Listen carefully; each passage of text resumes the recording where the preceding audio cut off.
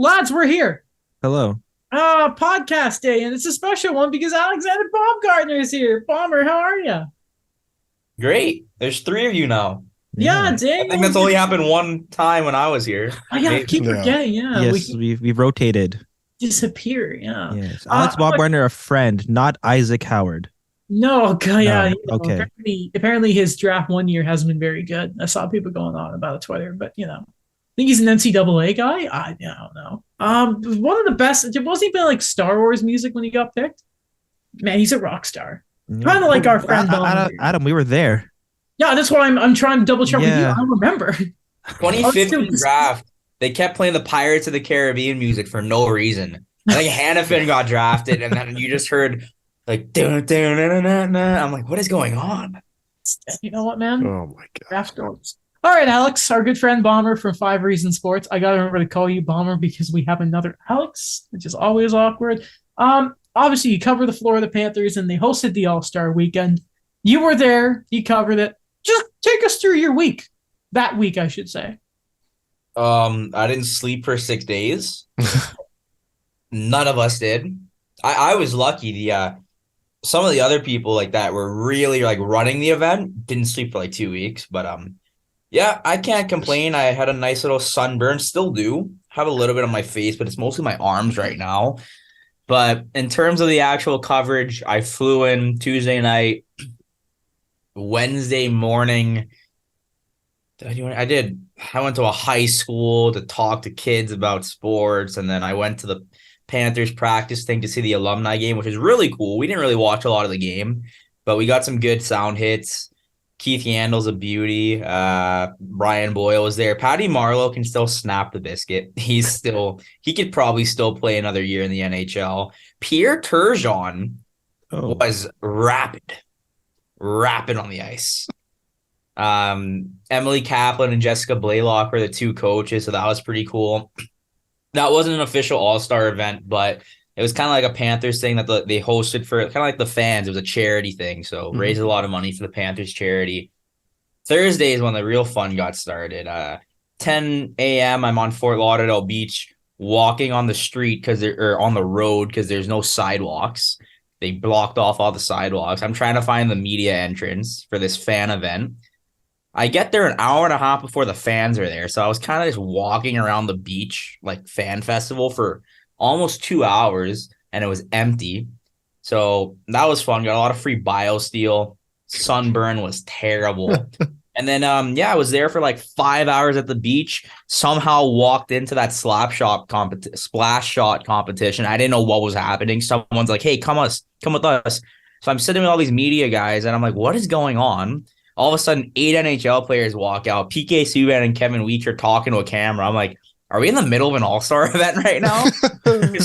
someone told me, like, you can take pictures and you can record, but you cannot tweet anything. I'm like, I was eating a sandwich. I'm like, I thought we were just here to hang out. I didn't know there was an all-star event happening. No one told me that. So somehow I was in the splash shot event for an hour without knowing where I was. And then I kind of clued in what was happening. I'm like, oh, it's like one of those events where they'll have during the skills competition, like they did in Vegas with the Bellagio thing. Yeah. Had no clue for 35 minutes where I was. I was just kind of watching. I just want to point out before Bomber keeps going here that the Thursday, Friday, I was in class and Bomber's just like, guess what? And for some reason, I had a missed call from Florida. I'm like, what just happened? You were talking to PK Subban. I was so confused.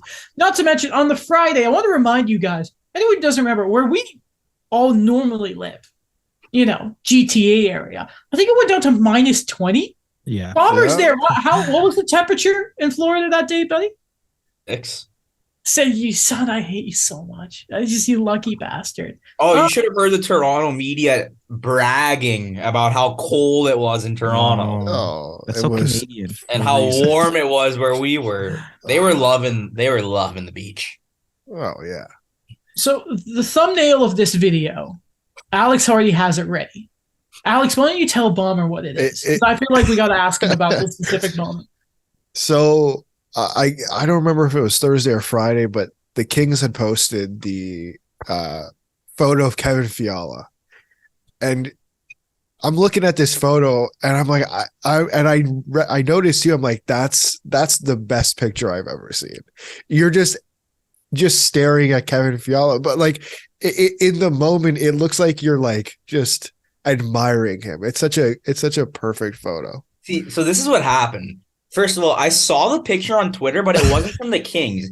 It was from some California Twitter account with like 10 followers. I'm like, oh, why is there a picture of me and Fiala? Like I knew there's like I was in a couple other pictures, but the thing with Fiala was, as you guys know, I am Swiss, so I was really wanting to talk to Fiala a little bit during media day. Media day, West goes first, then the East. Everyone's lined up. It's kind of like Super Bowl media day, NBA media day, whatever. I'm waiting. I see the LA reps walk out, so I sit in front of Fiala's booth, and I'm waiting. I'm like waiting because I was at a couple others. Like Carlson's had like 15 people, and Stevenson had about 10. I'm like, okay, where are the Fiala guys? Kevin sits down. I'm like, hey, Kevin. I turn. There's no one from LA to talk. I turn to my left. There's no one from like NHL Network, Sirius XM. I'm like, am I the only one in this scrum? So I lead off the questions and there's no one there. So I keep talking and talking and talking. I don't know what me and Kevin were looking at because he turned and I was looking in the same way at something, but it looks like I'm staring at him. But I'm looking at whatever was in the distance.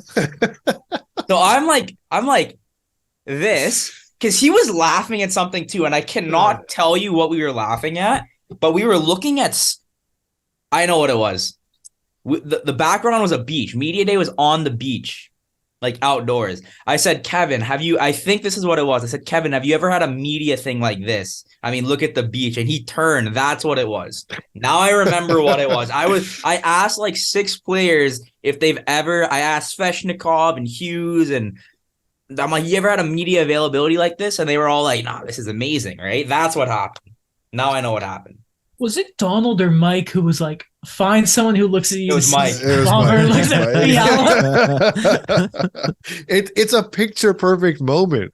I love it. It couldn't be a better taken photo, to be honest. Well, they also I go on the Kings Instagram, I'm on their Instagram. Then I go to their stories and they're filming me having a one-on-one with Kevin. So you see the back of my head and my tattoo and the phone case. And you just hear me say Switzerland, and he goes, yeah.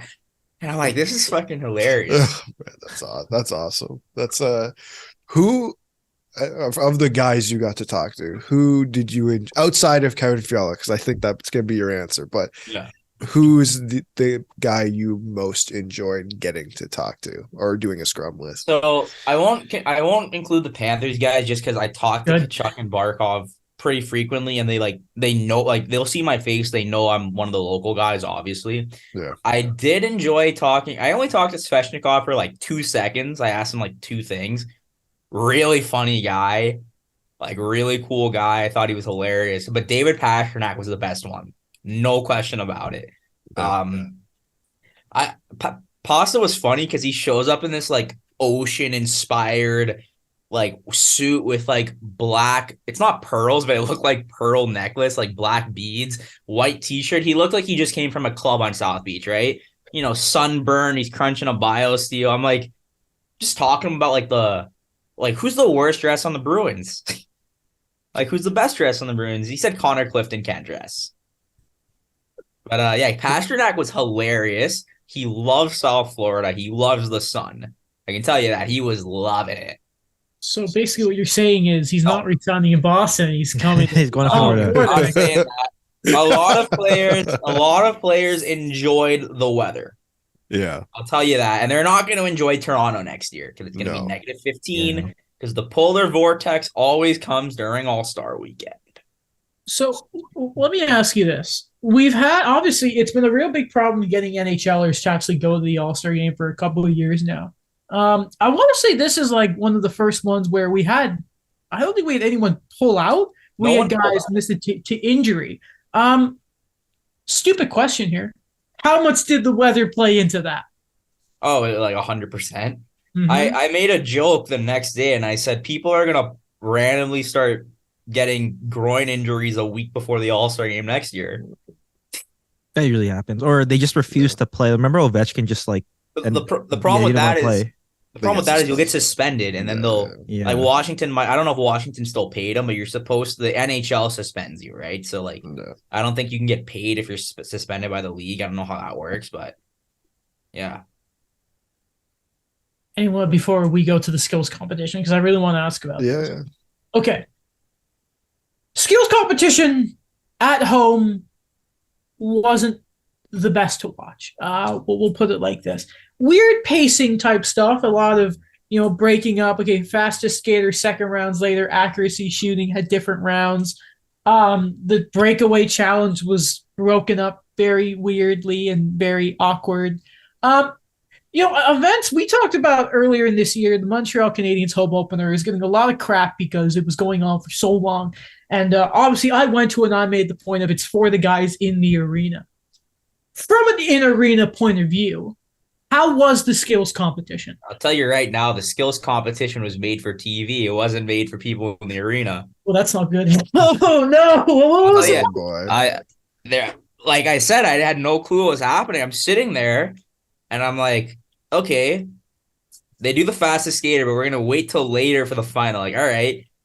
Then I think Marner came out first for the breakaway challenge. Like, okay, cool. We're going to get like all of them coming out at once.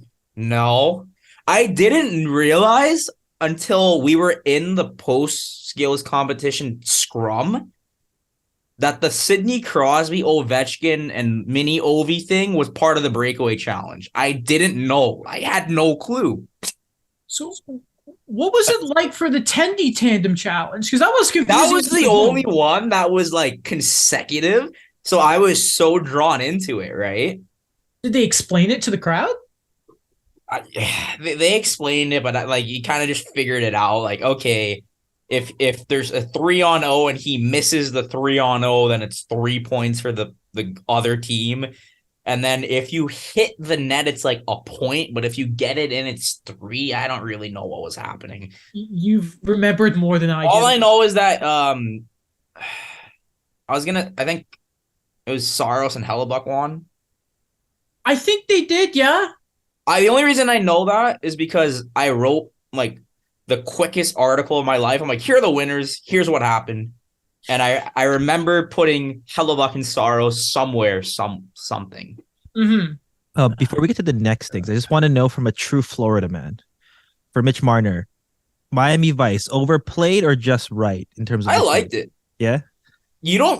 My generation didn't grow up on Miami Vice, but some of the older ones did. I mean, coming out with the Crockett fit, it just seemed right. I liked it. And he had the whole Vice theme. He had the white skates during the skills and then the black Vice skates during the game. I mean, the hat I'm wearing is Vice colors. Like, Miami loves their Vice colors. You go to Ocean Drive, that's exactly what it looks like. So I think the shot was terrible.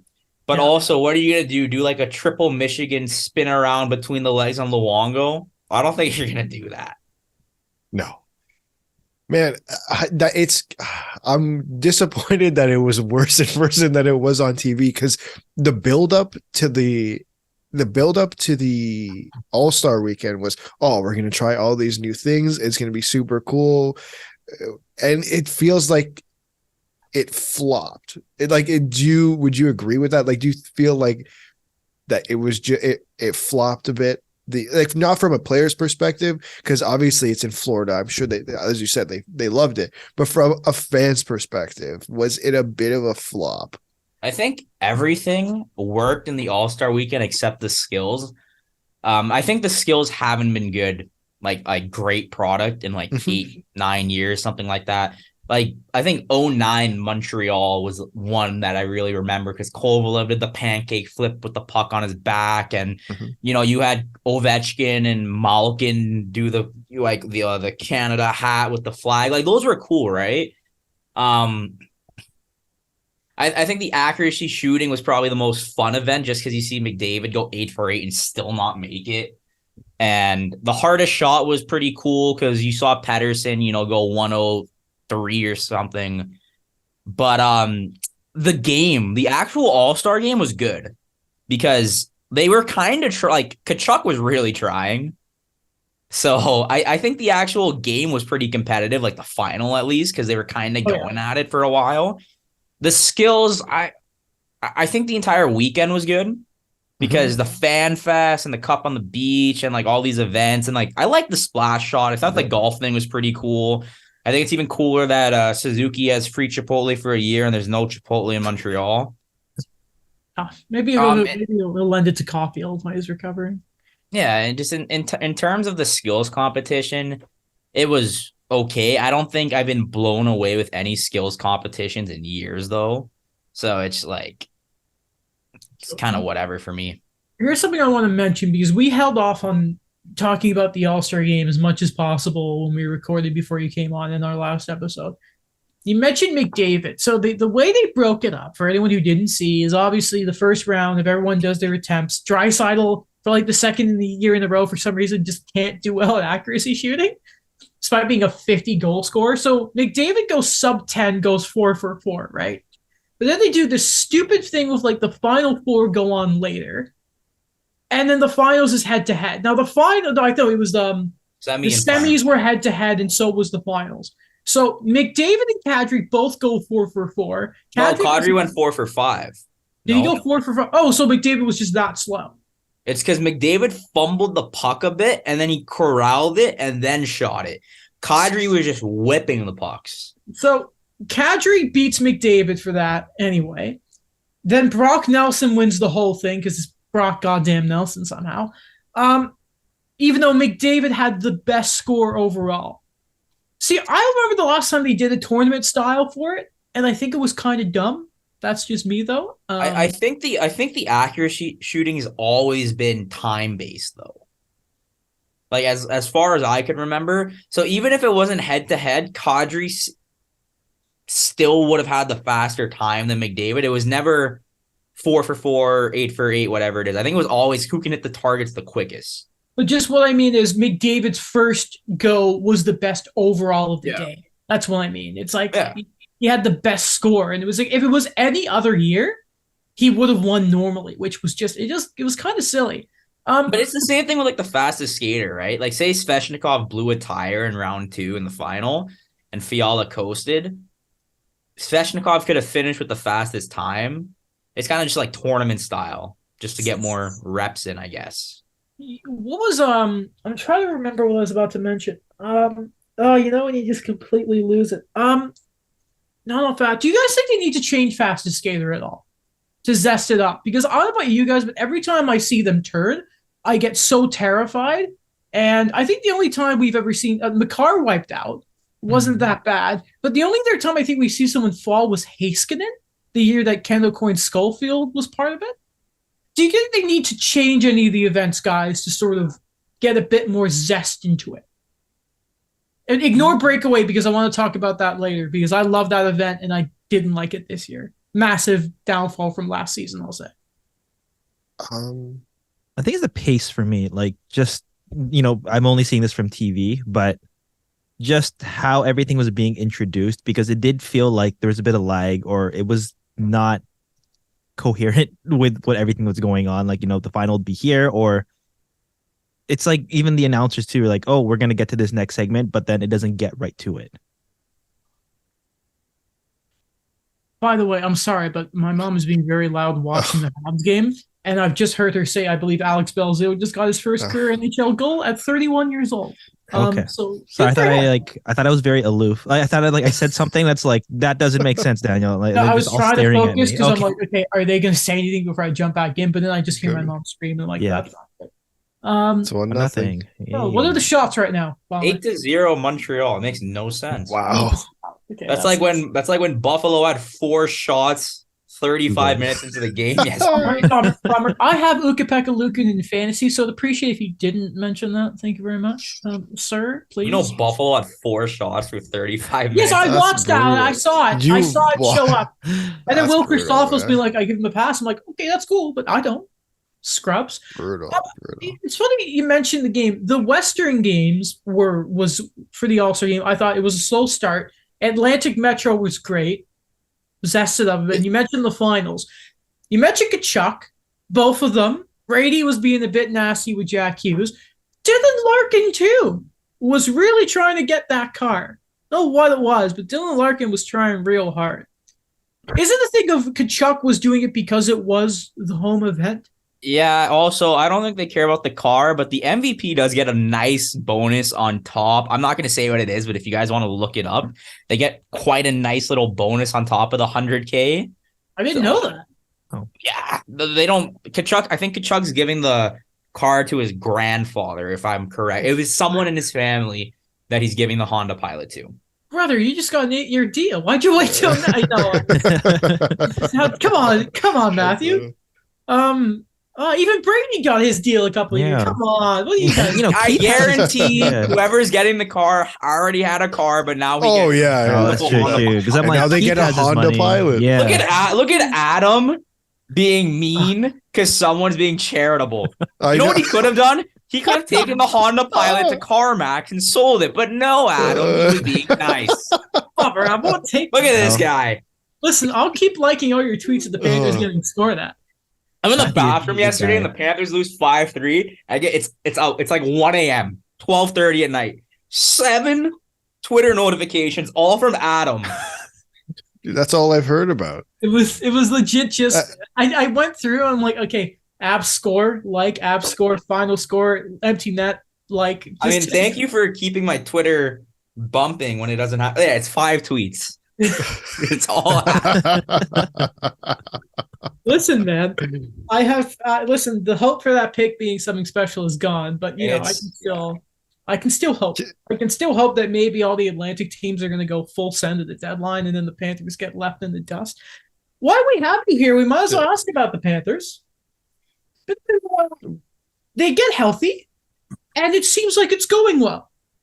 Crazy how the world works, right? Yeah. Listen, the week before, I think it was the Monday, I think before you went to cover the All-Star game, you and I were in the Ven, and we were talking about top European defensemen. I want you to talk about your Panthers guy. I think I put Forsling at 7. Mm-hmm. So it was somewhere. Like, I put a good list. I don't remember who I put 1. It was... If we're doing currently, I put Carlson 1 right now just for the season he's having. I know I had Hedman up there. I think Yossi was 5 or 4 or 5. I had Heiskanen up there. Dahlin too, don't forget. I had Dahlin up there. Yeah, I had Carl. No order. Dahlin, Carlson, Heiskanen, Yossi, Hedman. I had someone before Forsling, whoever it is, and then Forsling. I had Forsling at like 6, 7. So this will be the last one for me before I throw it over to the guys. If there's nothing more reliable on my timeline than either Patrick Talon complaining about the Habs winning a game, or you talking about Brandon Montour. We obviously talked about the big loss of Mackenzie Weegar last time you were on, I'm pretty sure. And we asked you, I think Alex asked the question of who are the guys who are going to step up in place of all these departures on the back end. How important has Brandon Montour been? I told someone before the season started that Forsling and Montour were going to have great years and that they weren't going to miss Weegar as much as you think. And they said I was crazy and that Weegar was one of the best defensemen in the NHL. Forsling and Montour are having better years than Weegar is. And that's just like Montour has probably been the most consistent defenseman on the Panthers. And I think the most reliable defenseman in shutdown situations has been Gustav Forsling just the whole season. They've been huge because when you lose a guy who is your number 2 defenseman in Weegar, Ekblad needs a new partner. Montour, who was playing in the 5-6 hole last season and the year before, jumps up to the 2-3, sometimes 1-2, and Ekblad's hurt. It's an adjustment time, and it seems like everyone has finally bought in to the kind of hockey they have to play. And I said at the beginning of the season, when you have a guy and Paul Maurice coming in, it's a new system. It's an older coach. He's seen it a lot more older hockey than Brunette has. You're losing half your team, really. You lose Huberdeau, you lose Weegar, Giroux, Marchment, Ben Sherratt. Just so many guys are in and out from that team you had in the playoffs, right? It's an adjustment period. And the Panthers, I think, recently have kind of figured out what they need to do. And a big part of that is how consistent their blue line's been. And Josh Mahura, he just signed a 1-year extension under $1 million. And he was another waiver pickup where he's played every single game. I don't think he's been injured once this season. So I think the blue line, which was kind of like the scary part of the you know what word I'm trying to say? The part where people are questioning a lot coming into this season has been more consistent than what people thought it was going to be. Just because Uyghur's not there, but you have, new guys come in and then some of your 4 or 5 guys moving up in a 2-3 role. So I think that was huge for the Panthers. I haven't been able to watch as much Florida Panthers hockey. I've barely been able to watch as much Leafs hockey. What's different about this team this year? Like, I'm more so like, obviously, yeah, you have all these missing pieces, but last year it was Andrew Brunette. This year it's Paul Maurice, arguably very, very different coaches. What's different about these two teams? I think Brunette was under Quenneville for a while. He knew Quenneville as a player. He was an assistant under Quenneville. I think he did change a bit from Quenneville. The Panthers had the best transition offense in the NHL last year. They were scoring goals like it was nothing. They had the most goals since the 2000s started in NHL history. That was something that can't be replicated. Everything was clicking for them. I think the Panthers were really good at just flipping a switch last season because they had like 13 comeback wins in the third period. Third period/overtime. It's not like they were playing 60-minute hockey. It's just they were flipping it at the right time, and they were scoring a lot more than they were conceding. This season, I think if we're looking at the last 15 games, and they're still only a couple points out of that last wild card spot after a tough, rough, first half of the season where Barkov misses 8-something games, Lundell misses 8-something games. You have Alex Lyon playing 6 straight games at one of your most important times of the season. There's just a lot of injuries. They're playing tighter hockey, I think.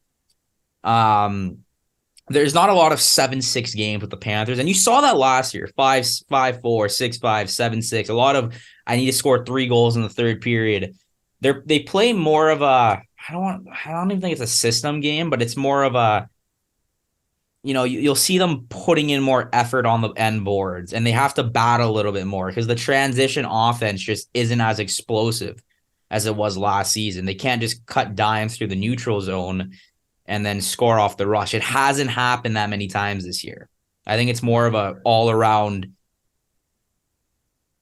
team game in the offensive zone for them. You've mentioned fans are like, what? Defense from Paul Maurice? Go ahead, Daniel. You've mentioned already, Bomber, the defense right now this year. Can you tell me more about the goaltending situation? Yeah, it was Bob came in as the starter this year, and then he had maybe a rough patch. Nider went in for a bit, and then Bob went back in. But Bob has been really, really good for them for most of the season. And it's clear that they're running with him because he's the hot guy right now. And I think Bob's playing, at least for regular season, Bob in a Panthers uniform, probably the most calm I've seen him play. There's a lot less out of position soft goals Bob's giving up this season, whereas last season and the year before you might see that.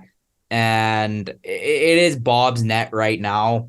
The team played good in front of Alex Lyon. Spencer Knight just hasn't had a lot of games. He had an illness, and then he was on IR for a bit, did a conditioning stint in the AHL. He still hasn't played an NHL game since January, I believe it's 8th in Dallas when they lost. So it is Bob's net right now, and I think the team has full confidence in Spencer Knight, but, you ride the goalie that's, Bob against Colorado last night probably could have been 3-4-0 before the Panthers flipped the switch and made it a close game 2 or 3 times last night. So I think if they make the playoffs and he can play how he's playing now, he can steal a game or 2. That's the way he's playing this season. And Bob is the guy until it's proven otherwise this year. Right. And last one for me, listen, I know they're not guaranteed a playoff spot, but we're like 20 days away from the deadline. are they going to do anything, or you think they're just going to stand pat? I think just the way their cap situation and their asset situation is right now, there's only one guy that you would get something for, and it's Denisenko. Mm-hmm. And when Denisenko was called up last month, they liked him on the team. Now he is back in the AHL now, but the way he was playing shows that it was different than any time I've seen Denisenko play, where he looks a lot more comfortable in his game at the professional level. But if they had to move anybody, that's probably the only guy you could move to get someone. I don't think they're gonna touch Mackie Samoskevich because he's tearing up Michigan right now. But honestly, the cap's gonna there's 5 point something million of dead cap recapture penalty coming off the books next year, as well as Patrick Hornqvist is 5.3 and Radko Gudas has like a 2.5 mil. They're gonna have cap flexibility in the offseason. I think they stand pat. Maybe you pick up a guy for a 4th round pick or something just for debt. But they're not going to have any big swings like some of these other teams are doing in the East. It just can't happen for the Panthers. Let me beat Adam to it, because I think I know what he wants to say is, can he offer you a Mike Hoffman or Evgeny Dadonov? They've already done their Panthers service. I don't think that's happening again. How about I don't know. I don't have anyone else. Keep in mind, Anthony Duclair is probably going to be back in the next week. Yeah. So they are going to get a guy that can put up 25, 30 goals in a full season coming back into their top 6. So I don't think the Panthers are going to – the weakest part of the team still might be the defense. And I don't think you see another defenseman come into that organization until the offseason. Can he offer you Joel Edmondson? Alex, I was going to say that one too. Do my bit. Or Joel Armia. Yes. I have to beat you too. No. Sorry. No, I don't feel bad. I don't feel bad on this one. All right. My last question. He's not having it. He's not having it. After the Ben Sherratt, I get spammed about Ben Sherratt every 3 days from him. It's join the club. Come on, Adam. Get over it. You broke up with Ben Sherratt last season. Find a new favorite player. Oh man, I'm closing the show with it. Go ahead, Daniel. All right, my last question is: when everyone is healthy, the most realistic ceiling for this team to finish the season, what is it for you? If they got into the playoffs and everybody's healthy, I think conference finals is my realistic ceiling. I think this year was more of a getting everyone adjusted to the new system, give Paul Maurice a whole year to implement everything. I at the beginning of the season, I didn't think the Panthers were going to win the cup. Now, you never know in the NHL. First, make the playoffs. I think their ceiling would be a conference finals appearance, just because some of these other teams in the East are, if, say, a Carolina adds Timo Meier, there's an arms race that's going to happen in the East. And it's going to be pretty interesting. But Dallas Stars, Stanley Cup final, that's my sleeper. Okay. Sorry, I know I said my last question, but one more follow-up is going into the offseason with more cap, what is your ideal wish list for Florida? I haven't entirely looked too much at who's available in the offseason. Florida's not going to – I don't think they're going to make a big move for a forward. It's going to be – first, Bill Zito is going to what's the word? Take care of his boys. So what I mean by that is Montour is going to need a raise pretty soon, and Forsling. So I think they have 2 years left on their deal, if I'm not mistaken. So that means they're probably eligible for extensions come this offseason if they're entering the last year of their deal. So I think they sign those guys first, because they will take a hometown discount with the state tax discount, everything like that. Then you start shopping around. Cap is gonna continually open up for the Panthers. They're gonna have to sign Anton Lundell pretty soon, and he's probably gonna get a very friendly contract. And I think he's gonna be worth more than what he's gonna get paid, just because when you're playing sometimes third line minutes. Now he's playing on the first line, but for a while he can't do what a Dylan Cousins or a Zegras did on teams. Buffalo's good this year, but you know what I mean, right?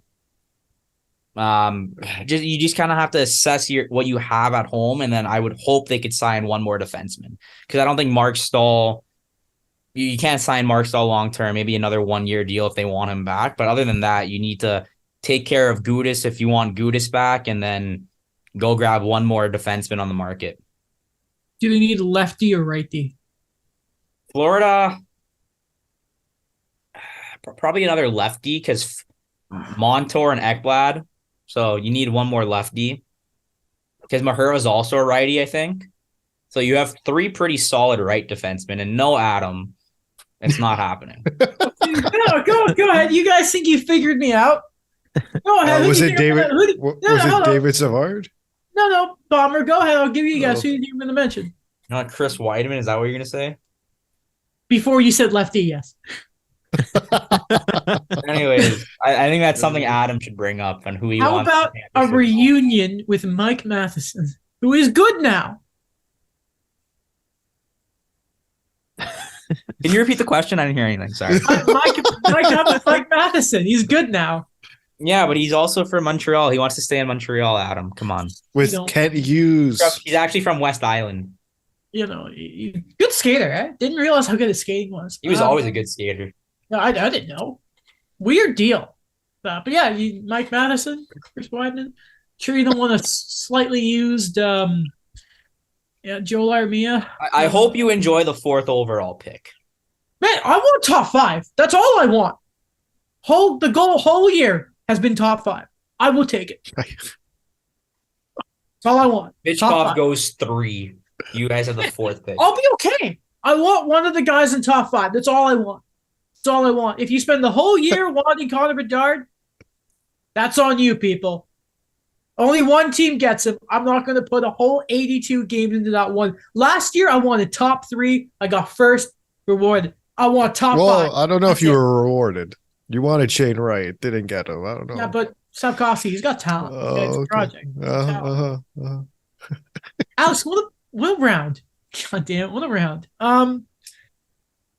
That's it. Bomber, wait, last question that you got. Bomber, is there anything else you'd like to say?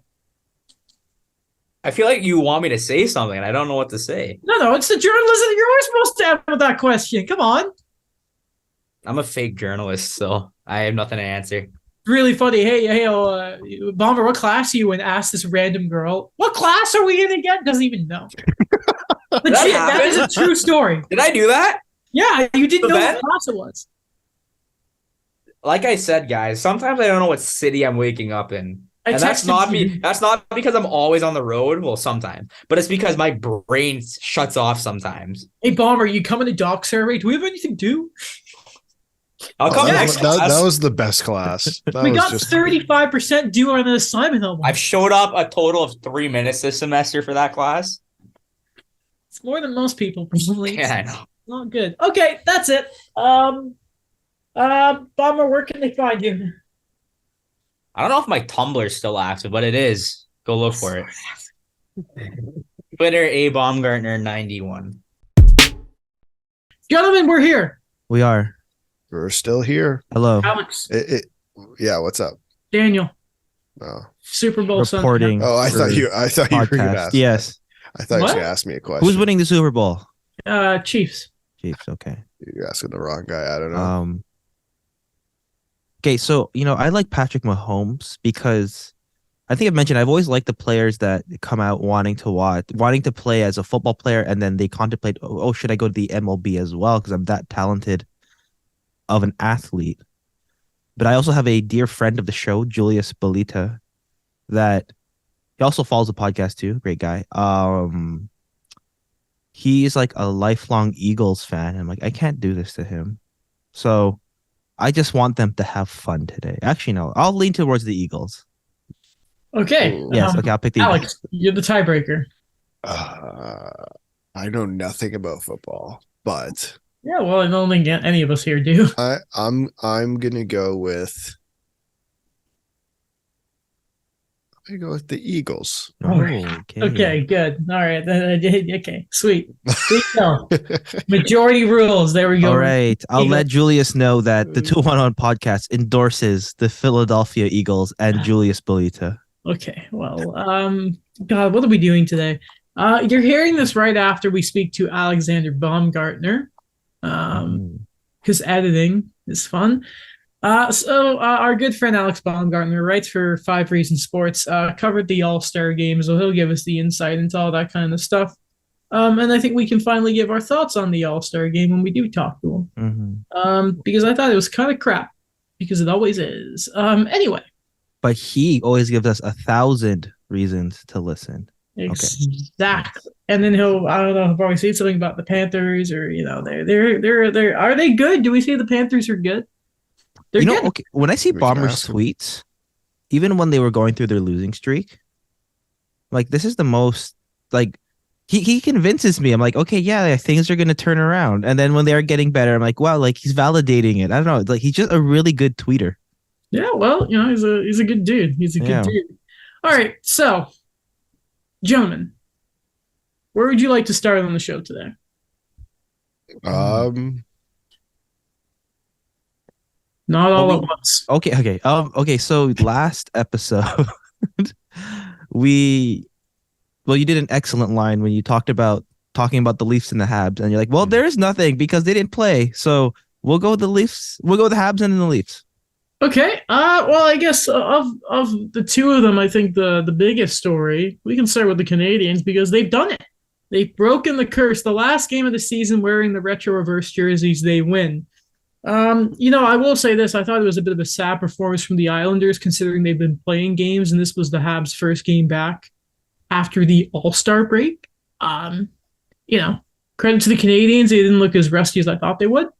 But inexcusable game from the Islanders. They didn't look great. They did not look great.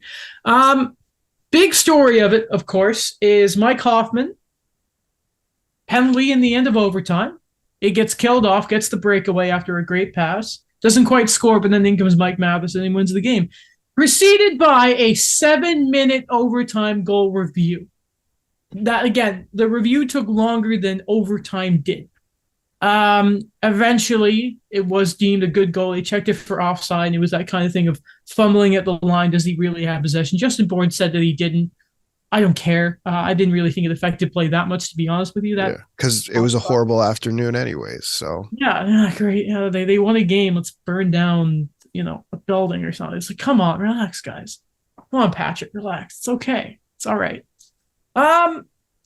There was a really funny quote, by the way, about Marty St. Louis and the jerseys. We'll get to that in a second here. The big thing I want to talk about in this game is that review.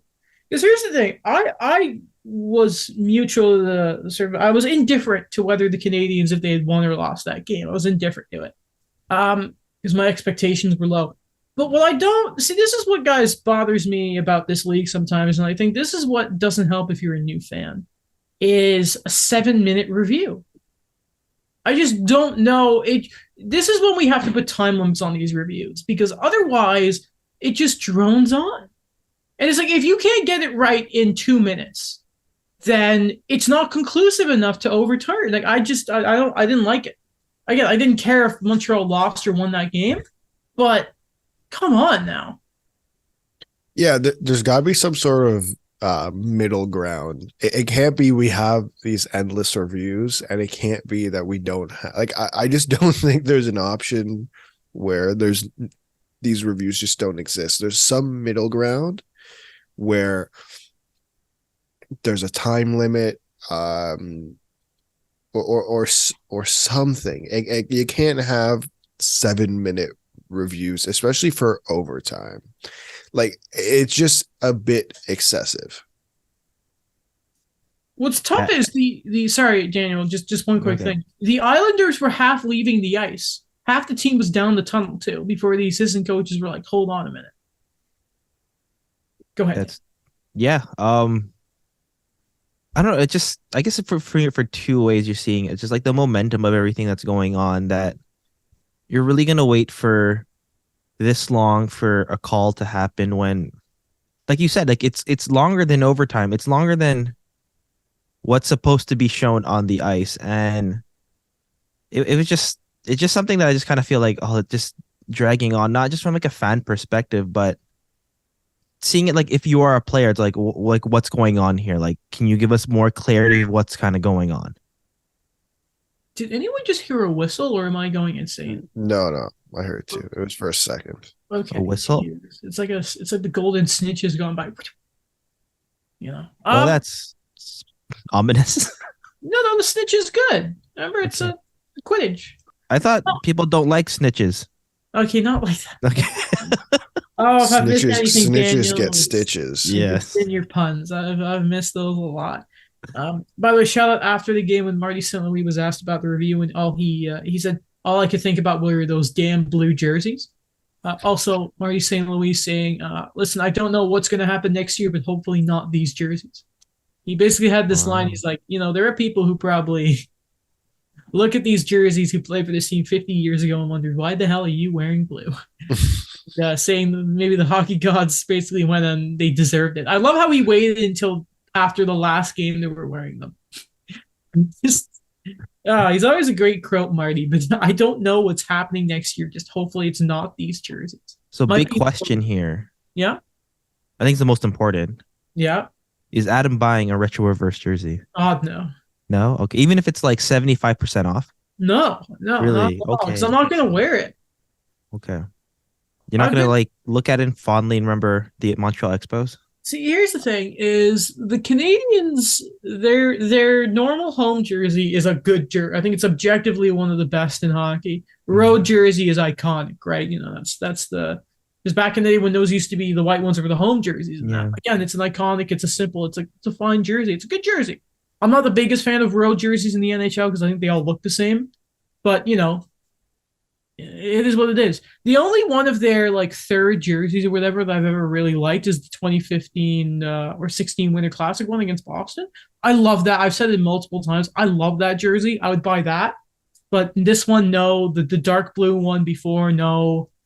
I just don't think it didn't look good, this one. The longer I looked at the baby blue one and the more I saw it, the less I liked it. Yeah. When the one from the COVID shortened year was at least it was nice.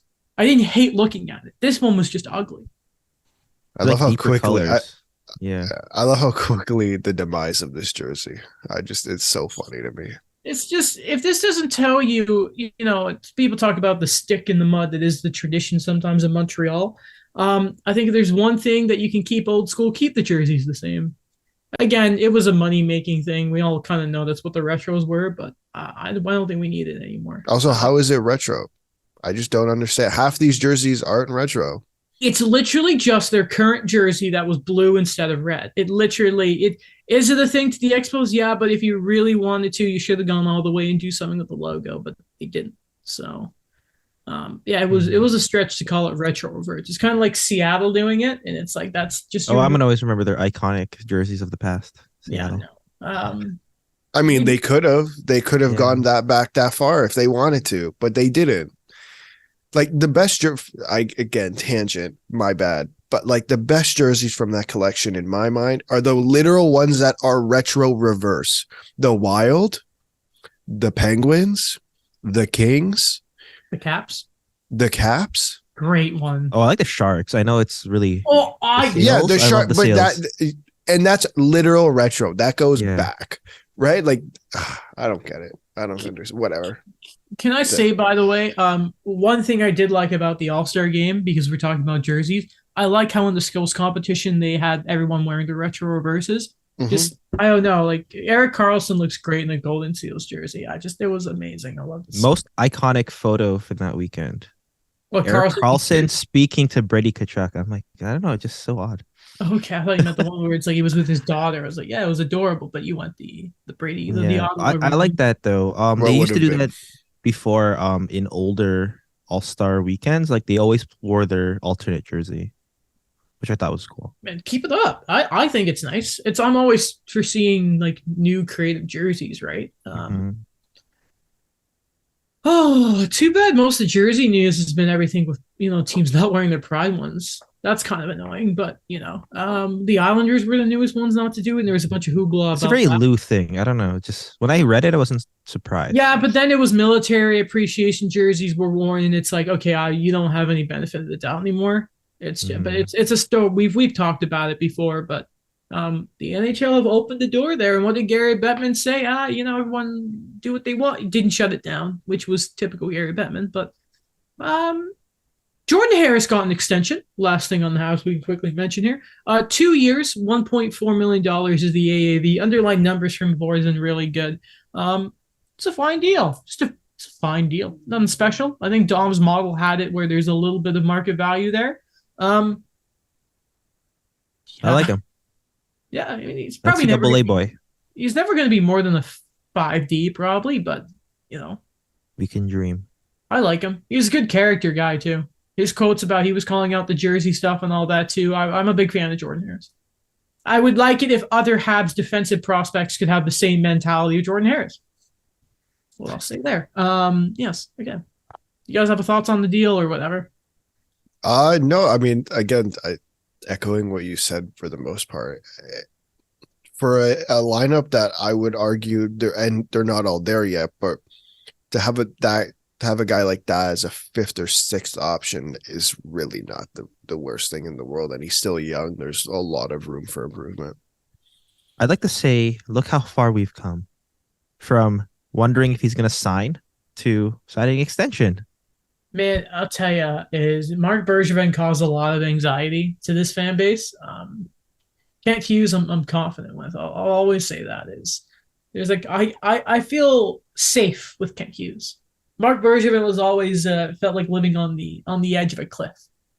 God, I hated him. Now he's in LA. Can't stand it. Okay, another extension we can talk about. Now, Jordan Harris is mainly a defensive defenseman, and we can go to the extreme other side of the spectrum and look at a very depth defenseman, great offensive numbers. Gets an extension, $1.1 million is the AAV on that one. I believe it's 2 years as well. And that's Connor Timmins for the Leafs. How do they feel about that, guys? I love it. I like the guy. I always liked him. Right-hand D. No such thing as too many D signed. He just needed a chance. I think I've said this before. He just needed a chance. He wasn't going to get in Colorado. Arizona was like here and there. And then he goes to Toronto and he showed what he can do. And it's still a young guy. Yeah. And I mean, like, him not getting injured definitely helps. The last couple of years have definitely been very injury riddled for him. So for him to have this stretch where the Leafs have needed more than 6 defensemen, to have a guy like him come out and be able to produce is definitely good. And he spent some time next to multiple defensemen. I think the best partner for him so far has been Giordano or Rhodey.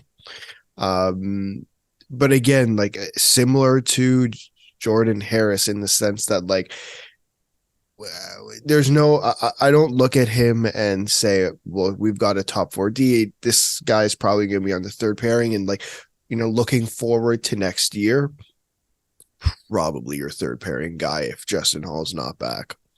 Mm-hmm. Fair enough. Is Timmins a right D? I feel like he. Okay, fair enough. Again, no such thing as having too many right D either. It's one of the big things. Exactly. Matt Murray is on IR. I think in Kyle Dubas's. Did we all watch Dubas's press conference? By the way. Yeah. Media availability, whatever. Okay, good. He said on that it was a requirement that he needed to just go on. I think it's like over a certain amount of days, but he should be fine. That's fine. I mean, like, you have the option of not having, like, sorry, let me rephrase this. You have the ability to not have to force him to play through injury again. And not Matt Murray in particular, more so you look at last year and 2 years ago and 3 years ago with Campbell and Anderson again, you were kind of forced to play him, play those guys because you didn't really trust what was behind them. And now you kind of have, again, hashtag Team Samsonov over here. You have that option to play Samsonov and then, whatever comes behind them, Wall, Shalgren, isn't great, but who has a great third goaltender other than Carolina? Like, they're the only team in this league who has a great third goaltender. Maybe Buffalo, but Luukkonen wasn't very good. Yeah. The legend of Craig fine. Anderson continues. Yes, I mean, Yes. but no, it's Is Kochetkov playing? Like, did he get called back up? I know they're basically doing it for cap reasons, but yeah, it's funny you mentioned. Yeah, he's the only guy that you can even like start to think about. But Antti Rantala, yeah, he was already kind of it's a flip not of letting him one of play. those two are injured. I mean, they're probably just buying time, and it's pretty safe to say Kochetkov is going to be number one next year. It's just they're stuck with Ronta and thinking. By the way, Alex Friedman did say in 32 Thoughts the blog, it is unlikely that the Leafs go and do a goalie move unless it's a definitive upgrade. I don't know why Kipper and Bourne were talking about UC Saros a couple weeks ago. I don't think that's going to happen. Nashville refuses to rebuild. I mean, you're right. You are right. And that feels like if you're doing that, it's a summer move too. Yeah, it's just me. But yeah, I wouldn't trade Saros. No, you can't. I don't like trading goalies. I don't like doing it. It's just that you can't give up on them, or it's just they're difficult to get. If you know you have something in the goalie, keep them. So say Saros, he's like a top 3. You know me, I'm a big Saros guy, but I don't know, man. They got a guy coming up. I mean, okay. I love that video yesterday. Did you? I posted it on the Instagram. Oh, I saw. Anyone who didn't see it, Skarov makes a great. Was it like a 44 save performance? Wins in the shootout with Milwaukee, and then starts bench pressing his net. Was it Luongo's tweet? How irresponsible he needs to get a spotter next time. I love that. Yeah. I mean, yeah, but you need 2 goalies nowadays, right? I know. You need 2 goalies. You need 2. Joel. Okay, so maybe I have a bias here because I got to meet Joel Wall and talk to him, and great guy. I wrote a story about his comeback after 8 months, so I was cheering for him yesterday. Yeah, I mean, like last night was a game.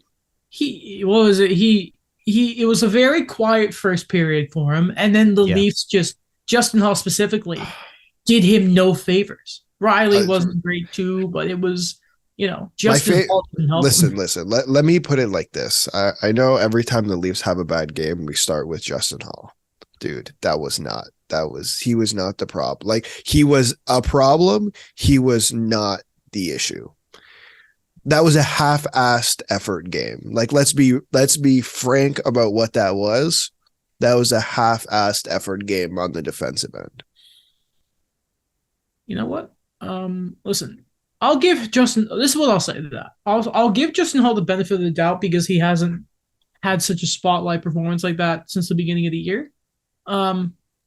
Maybe there's something about I like riding Justin Hall. But hey, I mean, it was you don't get outshot like 22-14 or something in a period without it being a group effort. I'm not disagreeing that Justin Hall is a problem. I'm just saying, like, I don't understand why we continue to single him out when we watch what we watch. It's mind-boggling. It's the Jay Gardner effect. You had to find someone new because this fan base, this city, because let's be frank, it's not just a hockey thing. They pick their player on every single team. I'm sure, Daniel, you could tell. Look, they did it with Bo for like 2 months. He made one mistake. Yeah. And they did it with him for 2 months until he re-signed. Like they just Bo. Sorry, Bo. Okay. They just need to find a scapegoat because whatever. It's besides the point. But it's another one of my tangents. But I don't disagree. It's just watch the game. I'm gonna call this the Dark Knight effect. Because remember, we all watched the movie, right? Yeah. Yeah. Okay. So remember at the end where they're going to reverse everything when they find out what Harvey did. Mm-hmm. And then Batman's like, no, say I did it. So it's like you always need someone to blame for your problems. Yeah. I'm not saying Justin Hall is Batman, but. Okay. I was about to say he's more a Green Arrow level hero, to be honest. But it is similar to that, right? That like if things are not going well, it's like, okay, well, who are we going to blame today? And we can't blame William Nylander because we're past that. Fantasy goat. Even though my goaltenders just continue to bend me over this year.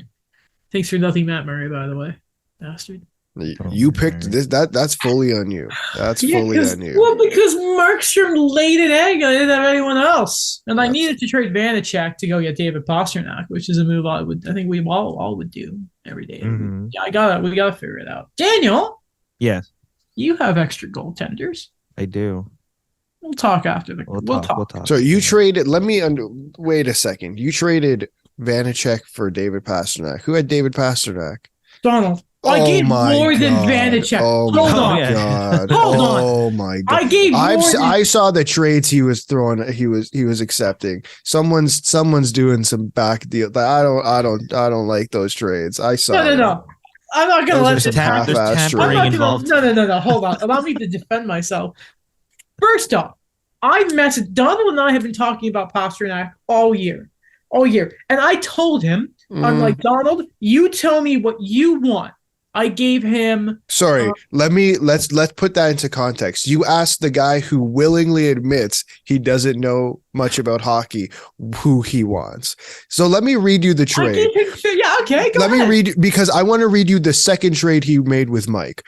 So Mike's you got words. You got Pastrnak. He got Vanacek, Beniers, and Barzal. Now wait, this is the other trade. He traded away Mika Zibanejad and Igor Shesterkin for Alex Georgiev, Josh Morrissey, Vincent Trocheck, and Philip Forsberg. I have problems. Mine's nowhere near. I have massive problems. The collective points of my guys, it matches up a lot more than what Mike gave him. Mike gave him scraps. Mike bent him over. I was being fair about it. I'd like to make a change to the rules. Every time we do a trade with Donald, we have to put it in NBA terms before it is accepted. Yes, I agree. Listen, I will agree that Mike's was bad, and I told Mike that was bad. That was bad. That's Mike blatant. was a lot more fair. That's blatant.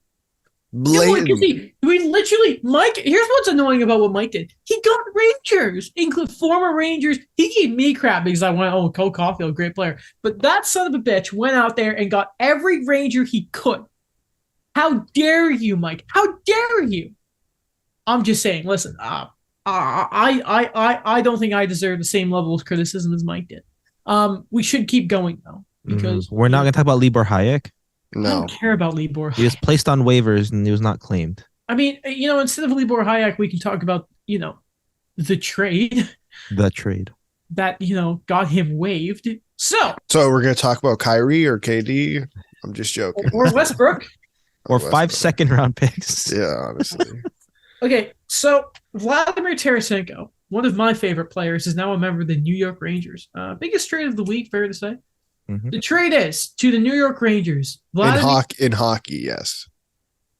No, different sport. Not in the city of New York. Alex, this is a hockey podcast. Not even in the city of New York. This is true. Well, no, the state. Sorry, New Jersey, technically, aren't they? No, they're in Brooklyn. Oh, okay, that doesn't even in the state of New York. The state, I hate that. Okay, listen. Vladimir Tarasenko and Nico Mikkola, the thug on ice, we can call him, goes to the New York Rangers. In exchange, St. Louis will receive a conditional 2023 first-round pick. It will be the later of either New York's or Dallas's pick. Obviously, the Dallas pick is from the Nils Lundqvist trade, if anyone doesn't remember. Defensive prospect I've never heard of named Hunter Skinner. And they also get a conditional 2024 fourth-round pick. The Blues retain half the salary. And, they also get Sammy Blais back. So that trade was the Buchnevich trade comes full circle. Mm-hmm. Anyway, Tarasenko did score in his first game with the Rangers, by the way. What do you think of the trade? For the Rangers, first off. We'll go to St. Louis in a second because I have a theory. First off, I'm disappointed you don't know Hunter Skinner. You clearly haven't played too much GM mode in NHL. I just want to say. I just want to point that out. From a Rangers Hogwarts Legacy. Yeah. From a Rangers perspective, I mean, does it not fit exactly what they need? Like I don't. If they were worried about Kane and his hip injury, I think we'll get to that. Vladimir Tarasenko was the second fit. Again, I was the guy on the show a couple weeks ago who suggested Timo Meyer. Still be on the train for that, but whatever. I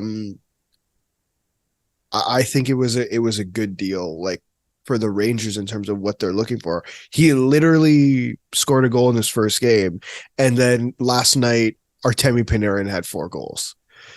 So I think it's working. Mm-hmm. For me, I think, okay, so when we mentioned Patrick Kane, I'm just gonna say it quick, but I think Tarasenko is someone that is at a different level in terms of where they are in terms of how they bounce back from an injury. If they're going to have concern about the hip for Patrick Kane, I think Tarasenko is a perfect example of we have a better idea of what we're getting a guy post-surgery, post-long-term injury. And I think it just kind of was what the Rangers needed. We always talked about how they had so much potential from their wingers to score, but I just wasn't seeing what I wanted to see from their former top picks. So getting Tarasenko there now kind of shows that they are being serious about making another run, whether it's going to be the Eastern Conference Finals, Stanley Cup Finals, maybe. And they didn't give a whole lot for it. I think it was great because I think Frank Saravelli is the one who mentioned is that the Rangers are one of those rare teams that we could consider them a contender, and they had multiple first round picks. So there's no risk here. I think, if you're going to look at Nils Lundkvist and assets becoming Tarasenko, then I think it's a solid deal. Listen, I mean, you look at, I think on D, it's safe to say the Rangers are set, and that's why Lundkvist wanted out, right? Their D is already, beside Adam Fox being probably Erik Karlsson's best competitor for the Norris Trophy this year, it's just a murderer's row. I mean, Trouba has become the new Dustin Byfuglien. Keandre Miller's had a fantastic season, offensively picking it up too. And then just adding, obviously, the goaltending. Halak's been won like 7 straight as a backup. Shesterkin. The kid line has been good, apparently, from what I understand. I don't watch a lot of Rangers hockey, but it's been doing its thing. So I don't know who's been normally on that top line, if whether it's like they've juggled with like Jimmy Vesey and that. They have the depth. So getting a guy who we know is capable of 40 goals like Tarasenko, I'll take. Obviously, he's been down this year, but the Blues have been a mess. And I think you can count a lot more in Tarasenko than it feels like is the ghost of Patrick Kane. And this is where we can go to Patrick Kane. I think it's safe to say. I'd say, before we do actually, Daniel, you mentioned they didn't give up a lot. Okay. Call me crazy here, guys, but I am wondering if this is what the value of a 2023 pick is. And we don't see a better prospect or something going the other way because this is what teams are valuing these first rounders this year. Am I crazy? Or is it that Tarasenko, we knew he wanted out, he wasn't going to stay, and the value wasn't quite there if you're another team? I think that's fair because we looked at last year and what was the price of the Rangers' first round pick? It was Andrew Cobb. And I forgot about that. I know that was conditional, but I think jumping on this a bit earlier and seeing what you can get in what might be one of the most talented drafts in the last few years, I think you go for it if you're St. Louis. I don't know if they're going to do a retool, what they're going to do with the other contracts, because we're going to talk about Ryan O'Reilly for sure in the next few weeks. And yep. I like that point you did give up. You did give that maybe there is a lot more to value towards these first round picks. I think it depends on how deep you think this draft is. I know the top 10 is ridiculous, but I feel like we have this conversation every year where it's like teams don't say they don't want to give up their first round pick and then end up giving up their first round pick unless you're in Toronto. Then that doesn't happen because Nick Foligno absolutely screwed everything up. I think it's a mix of. I think it's a mix of both. I don't know. I could see where you're coming from, like the value of that first round pick being more, but at the same time, like you're getting Tarasenko's not re-signing, right? In New York. Everyone kind of has that understanding. right? No, it's worst kept secret in St. Louis. Like, but no, he's not re-signing in New York either. Oh yeah, no, and he's not re-signing in St. Louis. Like, it's just, I don't think the value was as high. Listen, if you're trading Tarasenko in the summer versus trading Tarasenko now, I think the value is definitely completely different. Oh well, yeah. Who in the summer you're probably only going to get like a fourth for his signing rights, probably, right? No, last summer. Oh, last summer. Okay. Last summer. Yeah. Okay. So Patrick Kane, we've danced around it. This is Emily Kaplan on Twitter. According to sources, the Rangers targeted Tarasenko, a player they long coveted, and decided to go for it after feeling the asking price for Timo Meier and Patrick Kane were too high.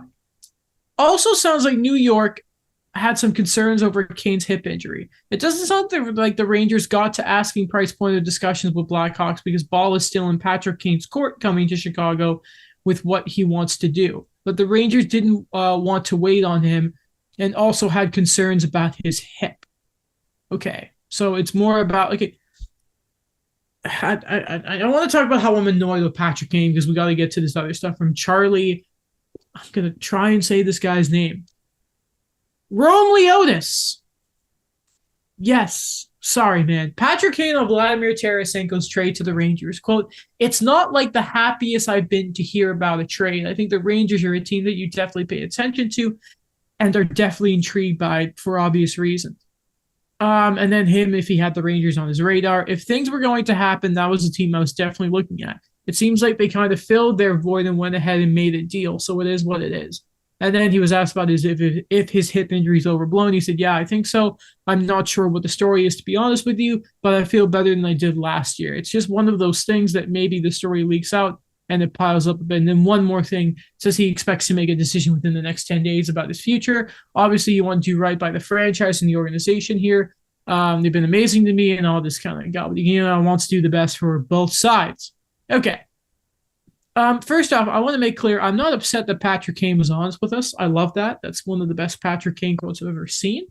But I am still going to now rip Patrick Kane. Listen, man, the longer you wait, the more chance that moves are going to get made. And I don't think he's ever going to go out and be public about a hip injury because then that just gives even more free reign for people to go after you on the ice, even though they probably already are right now. Man, 10 days before the deadline isn't a lot of time. That's all I'm going to say, man. Mm-hmm. If you want to go, you got to make it up, man. I get it's a difficult decision for him, but at the same time, I don't think anyone has any sympathy for Patrick Kane anymore, given what happened lately. But what's the worst case here? Like, this isn't a Patrick Kane problem. This is a Chicago Black. No, it's not. He doesn't want to leave. This is a Chicago Blackhawks problem that they haven't. That he wants to be a Blackhawk. We've spent the last 6 months talking since they traded DeBrincat and Kirby Dach about how. Man, Jonathan Toews had a interview last year where he's like, I don't know if we're rebuilding. I'm like, dude, you might be rebuilding, and how he wants to stay in Chicago. Kane says the same thing. This is a Chicago Blackhawks problem. What's the worst case for Patrick Kane is he plays out the season with the Blackhawks. He may or may not re-sign there, and they may or may not have Connor Bedard next year.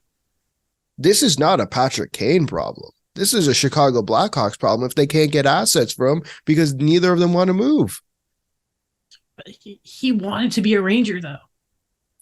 He said, I don't, but he also has said consistently, both him and Toews have said consistently that they would love to be Blackhawks throughout the season. They've said that. If he wanted to be a Ranger, he would have made that decision now. I think the quote is just honest.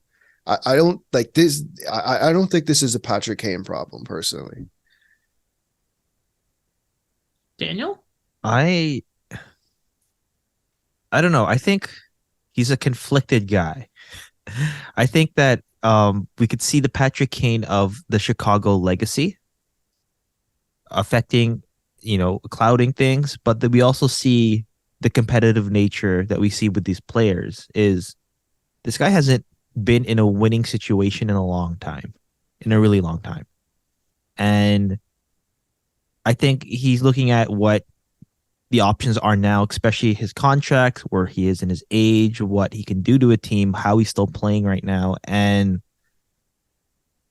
I think the first thing I mentioned, you're going to have to try to just not think about that because, other legends have been traded before. Other, well-known guys have been traded before. And I think the Blackhawks are a team that, yeah, like I know it's a very, very different level with Taves and Kane, but others have been traded before. Duncan Keith was traded. Brent Seabrook was technically traded.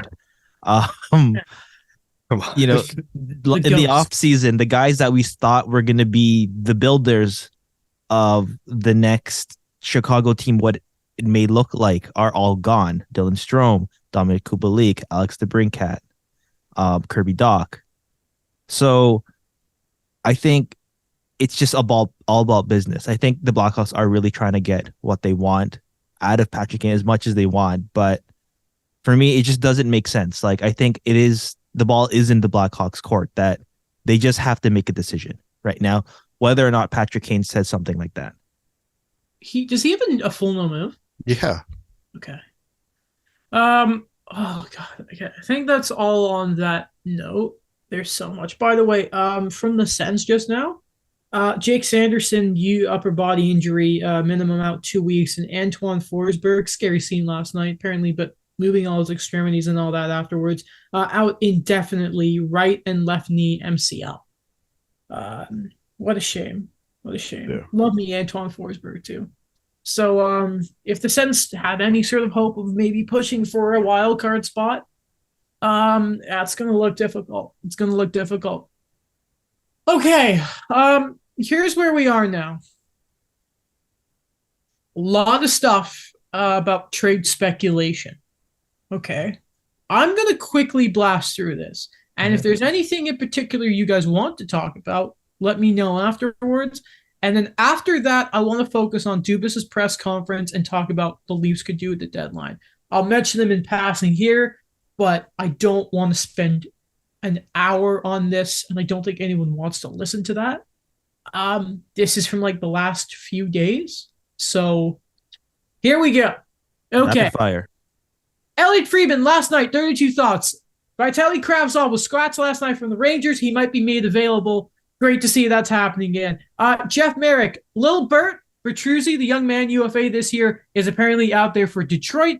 Dallas could be a fit to play with Tyler Seguin. Edmonton and Tampa Bay also have value interested in too. Of course, Tampa Bay do. Mentions James Van Riemsdyk, mentions that fits could be the Winnipeg Jets, the Minnesota Wild, and the Vegas Golden Knights Max Pacioretty's injury. No, that's Carolina, Adam. Ignore me. Anyway, though, Mark Stone, his injury could probably help get him that. Okay. Elliot Friedman as well last night, 32 thoughts. Talks heating up around Luke Shen. Apparently, he is open to staying in Vancouver and do an extension. Besides that, Calgary and Boston amongst the teams that are interested. Besser may have to wait for Timo Meier to move. Boston linked to Chikrin and Gavrikov. Toronto as well. That was also from the podcast as well. Some of this may overlap. Bear with me. Elliot Freeman as well.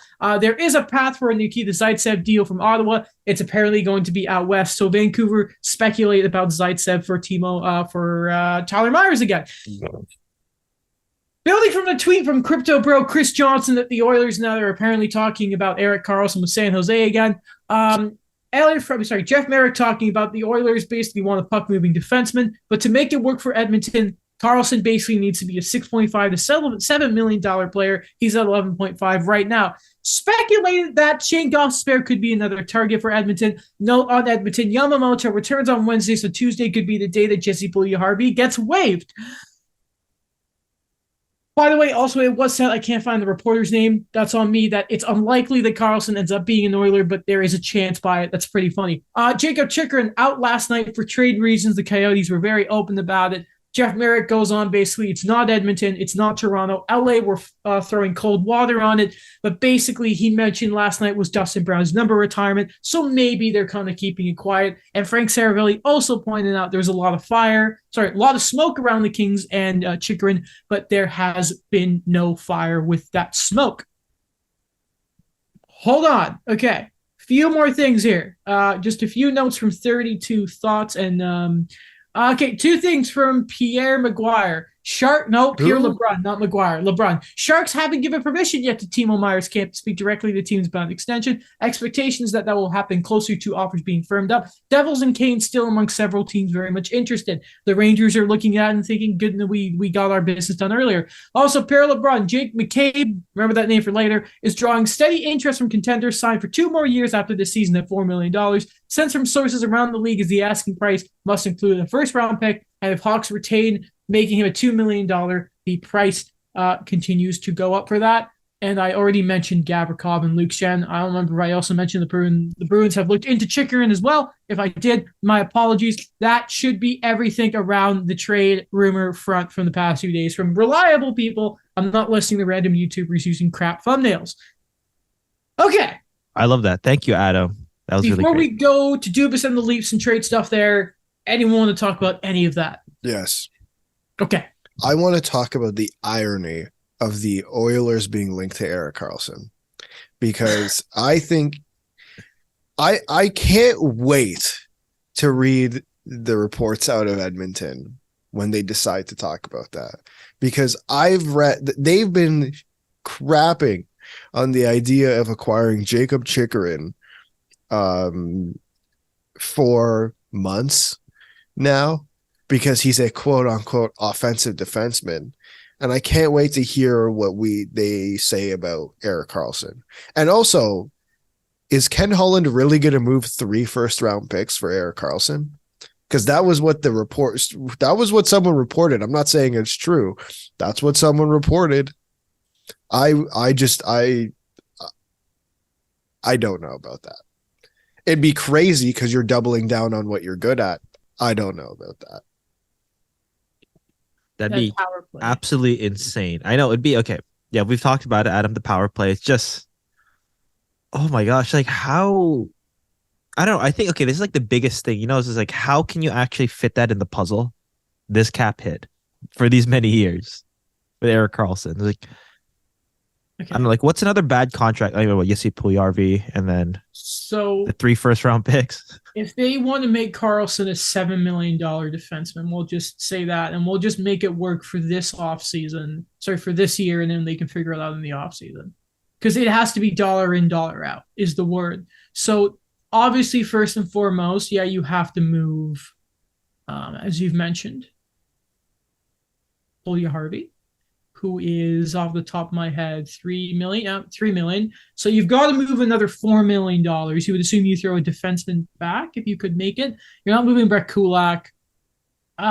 Maybe Cody Ceci, and that's $3.2 million.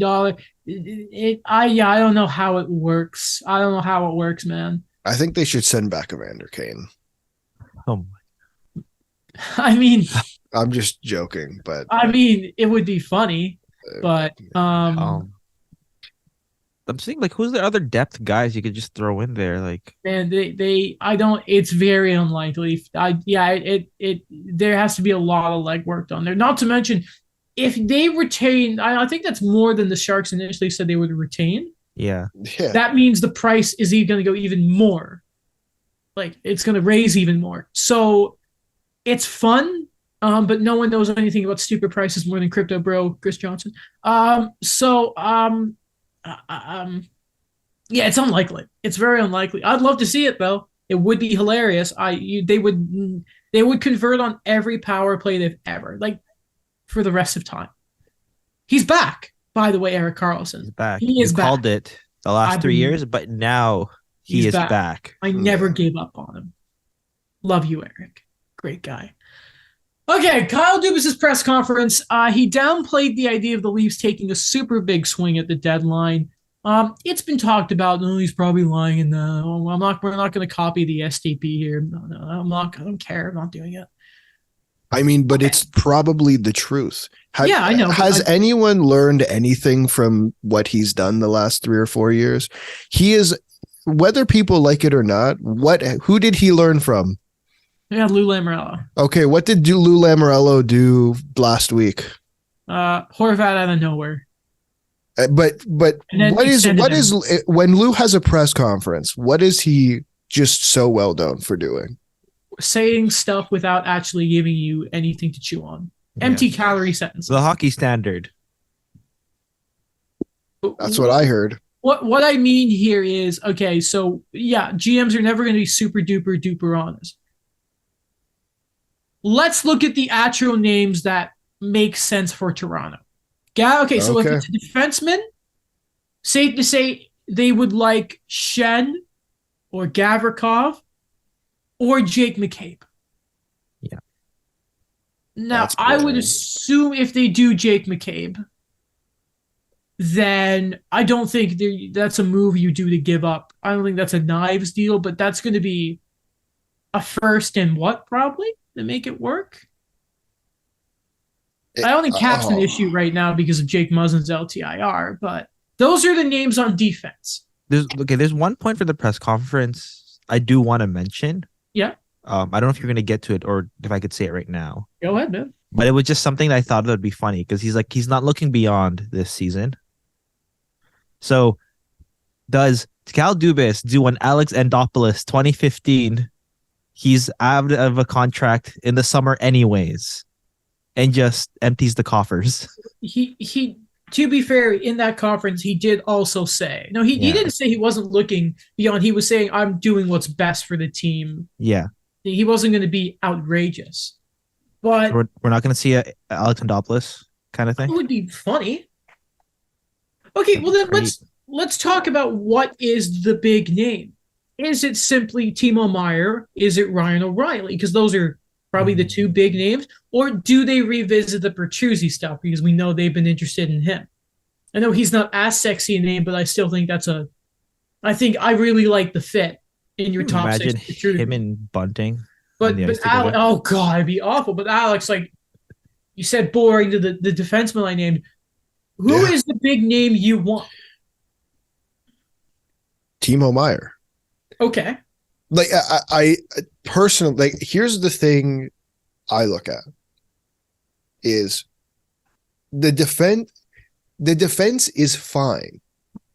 It's good. It's fine. I don't care what anybody has to say. Like, let me pull this up real quick. Like, I think this idea they have to they're literally in the top 10 of lowest goals allowed in the league. I know that's not the best stat, but I don't care. They're in the top 10 of lowest goals allowed. You're really going to tell me that Jake McCabe's going to change this team? You need a game changer. That's what have they failed to do the last 2 years? They have failed to get a game changer. Sorry, go ahead. No worries. I was just no finish your point because I want to revisit the Foligno trade for a second. I think if you look at what Boston did last year, they got Hampus Lindholm and then extended him. That's a game changer. Look at what Tampa Bay did last year. They got Brendan Hagel. They paid a boatload for him. They got Brendan Hagel, who fine, middle six option, not as big of a game changer as Hampus Lindholm. They got Brendan Hagel and they got Nick Paul. Go watch that round one series. Go watch back and watch that round one series. Look at what Tampa did 2 years before. Now they had 2 first-round picks. They gave up for Blake Holman and they gave it up for Barclay Goodrow. Again, middle six guys. What have the Leafs done? Who have they acquired? I'm trying to think. Last year's Giordano and Blackwell. Yeah, Blackwell. Cool.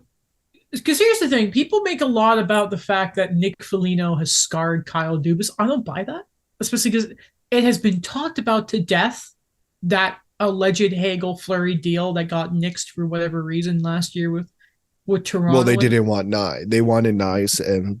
Oh, that's what it was? It was knives? Okay. Pretty much. Yeah, I don't buy the Foligno thing. Listen. Why not?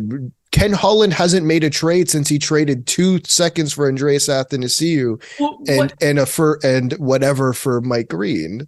Because my thing is, if Dubas is worried about making that big a splash because Foligno, no offense to Foligno, but it's like Nick Foligno was at one level, and sure. Timo Meier is like, what I mean is, if you're going to splash out, brother, I don't think we've had a situation like this in a couple of years. I can't even remember specifically where the biggest name at the deadline is a guy who has control at the end of the year. Again, and Friedman did mention that on the last 32 Thoughts podcast that they've talked about it. Mm-hmm. And about Timo Meier, and maybe they go through the playoffs to see who performs and goes from there. So what I'm assuming is you would then maybe move one of I don't want I hate that my first thing is you trade Nylander, but one of those guys, one of the big four. Okay, let's be honest. Yeah, it probably has to be Nylander. You're not trading Matthews and you're not trading Meier. But to keep Meier if he's that's just what I'm saying is this is the type of move that if I was a GM, I would not think twice about taking this big swing because I'm getting this type of player who works so well. I think he's already at 30 goals. Style of play works golden for the playoffs, and I will have control of this player. And not to mention, if you have that sort of gusto, before people mention cap space and qualifying offers and you worry about Matthews, I think Matthews is going to be pretty damn happy if you make that big splash to show commitment of hey there, guys, I'm going to go get Timo Meier for you. I'm agreeing. Obviously, I'm a Habs fan. I don't want the Leafs to win the cup. I don't want it to happen. I just don't. It's not fun for the podcast, but I like Vegas to win the cup this year. Maybe even the Rangers for my good friend. No, I don't want Chris Kreider to have the cup. That's not happening. But Kyle, do it, or O'Reilly. That'd be sick. I mean, who knows? The third line center thing might be messy, but go do it, man. Come on, go get Meier for the fun of it. Imagine the headlines around Twitter and all that. It would be a complete crapshoot, but it'd be fun. Think about it like this. If you had a chance, Alex, let me ask you this. You guarantee the fact that you can make the Final Four but the condition is you have to trade Matthew Knives. I imagine you would drive him to the airport. Bye. You know what I mean? Yeah, 100%. 100%. About Fraser Minton.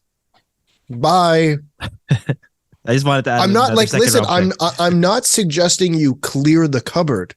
I'm not suggesting you go trade for who did they trade for? David Price.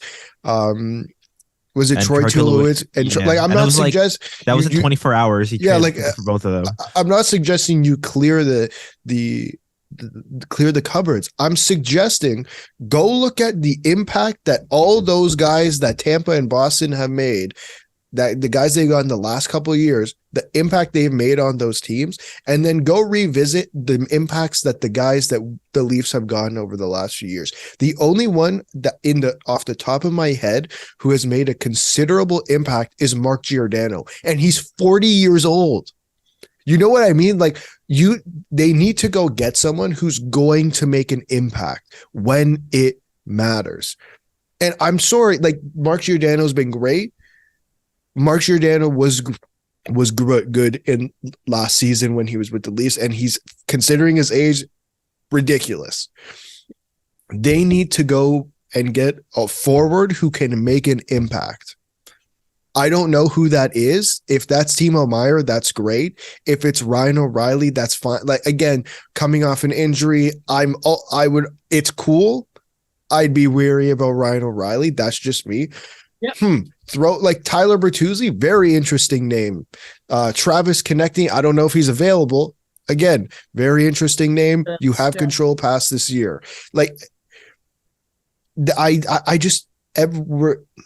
Everyone left that press conference thinking about a defenseman for whatever reason. Again, similar to the forward core, if you're going to add a defenseman, it needs to be an upgrade. Who is Jake McCabe an upgrade over? Justin Hall. He plays the right side. Yeah, but they both quality wise. Okay, but Jake McCabe plays the left. Who's he taking out of the lineup? It's true. That's a good question. Yeah. So the obvious answers are Rasmus Sandin and Mark Giordano. But you're not taking Mark Giordano out of the lineup. No. And I guess you're taking Rasmus Sandin out of the lineup? Wasn't that already a contentious thing last year? Liljegren was the contentious thing, where they literally took Liljegren out to play Hall, and that sure as hell's not happening this year. So Nylander and Riley for Carlson and Meier. No. First off, Riley's not going anywhere. I'm having fun. I know, but Riley's not going anywhere. I do. Yeah, there's gonna be a royal wedding. Didn't you hear? What, him and Tessa? Are they getting married? Are they like Yeah. engaged? Yeah, they are. What are you talking about? I don't know. What's your royal wedding? What? Oh no, that's the royal wedding in Canada. So, Oh, okay. So we are you can't. They can't trade him now. Okay, hot. I just don't want another deadline to go by where they make half-assed moves on guys who are not going to make an impact. Calling it Blackwell was fine for the fourth line, but he made no impact. He made no impact on this team last year. Okay. I'm still calling it. Dubas is gonna it's not gonna be clear the cupboards, but it's gonna be, it's my potential last year. I don't have an extension yet. This team needs to win. I'm gonna make at least one big swing. So I believe if it's not Timo Meier, I think Tyler Bertuzzi. I like the Bertuzzi fit a lot. If you're not getting Meier, I think Bertuzzi is a good fit, but that's Sure. just. And you have the potential to re-sign him if you want. I think that's the biggest thing. You just have to try and make the calls. I think that's the biggest thing, and see what you can get. Okay. According to Brian Burke's book, I remember he mentioned that. You have to just pick up the phone. Great book. Great. Yeah. It's like the journalism say. Gotta pick up the phone. Pick up the phone. Cale Makar is out for a little bit. Jeff boy. Carter, who has not been good this year and has a long contract. Bit of a dirty play. Speaking of Brian Burke, Yes. I just wanted to mention there's no discipline, and one of the best players in the league got screwed because of it. The Athletics 99 series is finally done. Wayne Gretzky was number one, not a surprise. Sean McIndoe was a fraud because he didn't have Carey Price on his ballot as one of the top 100 players of all time. And I like Sheena Goldman's work a lot. Bobby Orr at 8's a little bad. It's a little, come on. I like Lidstrom more than Orr, but come on. That's not good. That's not good at all. Yeah. the Norris bias. Did you guys have anything on their overall list you wanted to mention? No. I'm pretty sure I got the top 4 spot on. It's fun. It's like I didn't really pay attention to the rankings. I just really enjoyed the articles of each one. They were they were great. Good. Tremendous writing. I for one of my classes, I wanted to almost mention the Gretzky one because it was I was almost kind of like, when going into the Gretzky article, for an example, I was wondering like how are they going to tackle Wayne Gretzky, and they didn't go for his numbers. They in passing would mention his records, but they talked about the reverence of him. What I love mentioning is Wayne Gretzky's number was retired by the Oilers the month after I was born. Didn't watch Wayne Gretzky play, but there's that they set the scene for anyone who hasn't read it. For his article, when he went to Fenway to cover the Boston-Pittsburgh game, teams he'd never played for, obviously, but there's still the thing of that's Wayne goddamn Gretzky. Again, the Carey Price one I loved. They were amazing. I loved those articles. Everyone involved did such a good job. Again, don't agree with everyone's takes on some of their rankings. But yeah, Daniel, I'm happy you brought up the quality of the work, because they were any aspiring writer, especially like a hockey writer and that, go and read that. Sports period. Any writer, to be honest, go read them. They were great. They were really, really good. So there he is, Daniel mentioning it. But yeah, it's done. It's done. Carey Price should be higher than 88, by the way, but that's just me. I'll never stop thinking about it. Okay. We have 13 minutes before Baumgartner. No, we've already listened to Baumgartner talk. Is there anything else in the league you guys want to mention? Or I don't think so. I think good. Yeah. Yeah. All right. Since we already did the Baumgartner interview, I'm gonna go grab another coffee before we end the show. You're getting a coffee? Yeah, I'm gonna go grab a coffee, not for another segment or anything, just because we're done the Baumgartner interview already. Yeah. Okay. Yeah. All right. Thank you for listening. Check us out wherever you listen to podcasts. Social medias, we're on all of them. We'll see you later.